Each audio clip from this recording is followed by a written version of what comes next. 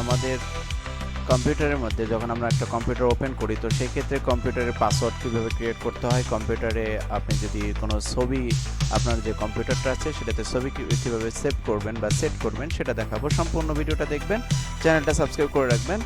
আর সরাসরি চলে যাচ্ছি। সর্বপ্রথম পাসওয়ার্ডটা কিভাবে দিতে হয় বা পাসওয়ার্ড কিভাবে ক্রিয়েট করবেন সেটা দেখাবো। তো সর্বপ্রথম আপনি এখানে সার্চ বাটনে যাবেন, এখানে লিখবেন কন্ট্রোল প্যানেল।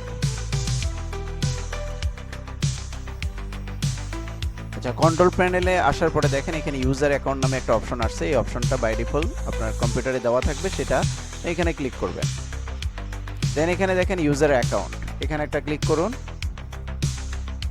আচ্ছা, এখানে দেখেন আমার একটা ছবি আছে, ছবিটা আমি চেঞ্জ করে দেখাবো।